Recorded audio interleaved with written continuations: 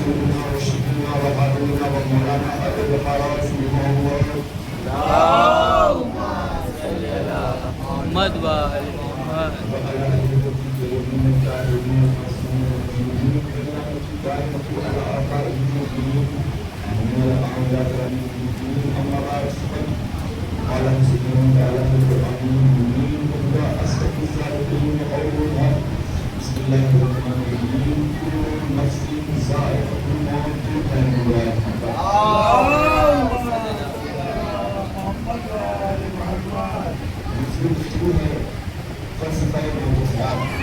موت کیا ہے حیات کیا ہے اگر ایک جملے میں موت اور حیات کو سمجھانا ہو تو یہ سمجھ لیجئے کہ جس کے دل میں اہل بیت کی محبت ہے وہ زندہ ہے.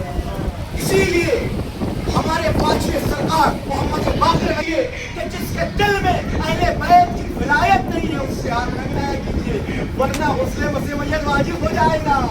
ایک درود پڑھے محمد ہمارے موت کیا ہے حیات کیا ہے اس پر میں مستقل مزاجی سے گفتگو کر رہا ہوں. ابھی کچھ عرصے پہلے ہمارے ایک بہت عظیم شاعر لکھنؤ کے بہترین شاعر جناب تیسس اعجازی صاحب کا انتقال ہوا. ان کا ایک زبردست شعر ہے. انہوں نے کہا کہ حیات بانٹ رہا ہے حیات بانٹ رہا ہے نبی کا لخت جگر حیات بانٹ رہا ہے نبی کا لخت جگر حیات بانٹ رہا ہے نبی کا لخت جگر قدم جمائے ہوئے موت کے دہانے پر. ایک درود پڑھے محمد والے مولا. اگر میں اس شعر کی تشریح کروں تو پورا عشرہ گزر جائے گا لیکن اس شعر کی تشریح نہیں ہوگی. لیکن اس شعر کو وہ لوگ ضرور سمجھ سکتے ہیں جو حصہ تقسیم کرتے ہیں. بڑی توجہ جو تبرک بانٹتے ہیں شارف بھائی تبرک بانٹتے ہیں راجہ بھائی تبرک بانٹتے ہیں اور عمار بھائی جب بھی تبرک بانٹتے ہیں تو کیا ہوتا ہے کہ ان کے قدم جمے ہوئے ہوتے ہیں تاکہ جب بھی فورس آئے جب لوگ دھکا دیں تو ان کے قدم ہٹے نہ لڑکھڑائے نہ. اسی لیے مولا حسین علیہ السلام کا شاعر کیا کہہ رہا ہے کہ حیات بانٹ رہا ہے نبی کا لخت جگر قدم جمائے ہوئے موت کے دہانے پر.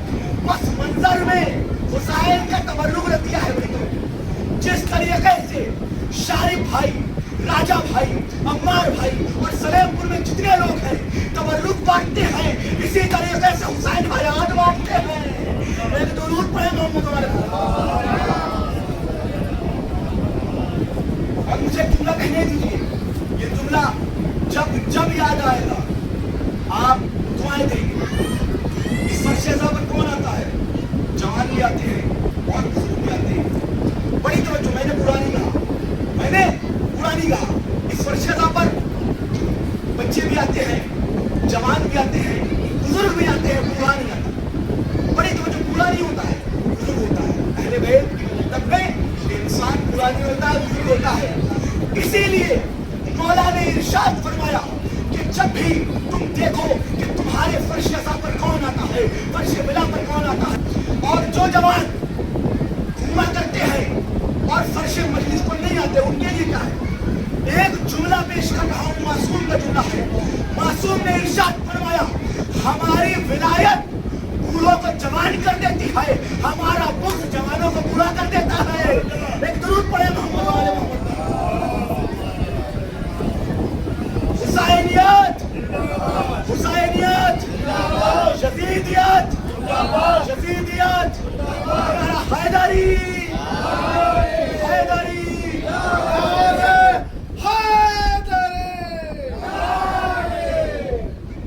تو اہل بیت کی ولایت جو ہے وہ بوڑھوں کو جوان کر دیتی ہے اور ان کا بغض جو ہے وہ جوانوں کو بوڑھا کر دیتا ہے.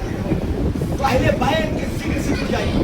اہل بیت کے ذکر سے جڑ گیا تو حیات پا گیا. اسی لیے جب مولا حسین نے جناب قاسم سے پوچھا بڑی توجہ جناب قاسم سے پوچھا کہ یہ بتائیے کہ آپ کی نظر میں موت کیسی ہے کہاں موت کیسی ہے. جناب قاسم نے یہ کہا کہ اگر آپ کی محبت میں موت آ جائے تو احلا من الاسد یہ موت ہمارے لیے شہد سے زیادہ میٹھی ہے. ایک درود پڑھے محمد والے محمد.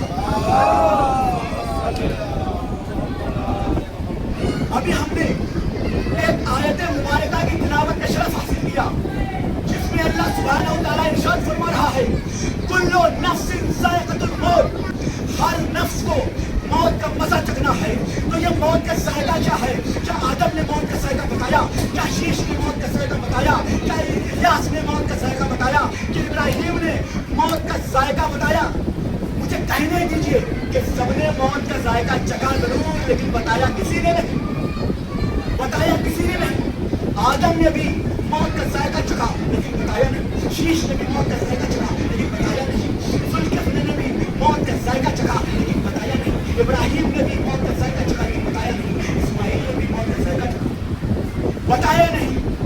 ہماری قوم کے جتنے علماء ہیں، رسول کی حدیث ان کے بڑی توجہ، یہ جو ہمارے علماء ہیں، مولانا مرتضیٰ حسنین صاحب ہیں اور جتنے بھی علماء ہیں، پوری کائنات میں جو اہل بیت کے علماء ہیں، رسول نے ارشاد فرمایا کہ تمام علماء جو ہیں ہمارے وارث ہیں، اور تمام علماء چاہتے ہیں کہ علم کے گوشے بیان کریں، لیکن آج تک کوئی عالم یہ نہ بتا سکا کہ موت کا ذائقہ کیا ہے، کیونکہ موت کا ذائقہ چکھنے کے بعد بچتا ہی نہیں ہے۔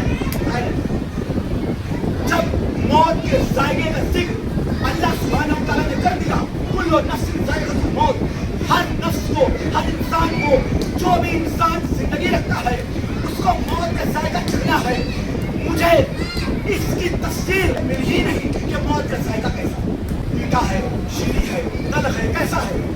سلام ہو امام حسن کے لخت جگر قاسم پر، جنہوں نے بتایا کہ حسین آپ کی محبت میں جب موت آتی ہے تو وہ شہد سے زیادہ میٹھی ہوتی ہے۔ اسی لیے سرور نواب سرور نے لکھنؤ سے شعر کہا کہ بغیر چکھے کہا اس نے موت شیریں ہے، بغیر چکھے کہا اس نے موت شیریں ہے۔ جہاں ہو علم وہاں تجربہ نہیں ہوتا۔ نعرہ حیدری، نعرہ سلوان، جہاں ہو علم وہاں تجربہ نہیں ہوتا۔ میں نے آپ کے سامنے چند کوشی پیش کی ہے، آپ اس کا شکر آپ کے لیے جب کسی کی کسی اعتبار ہوتا کسی گھر میں ہونے کی عادت آپ اس فرش ادا بتا دیتے ہیں کیا جو آپ اس فرش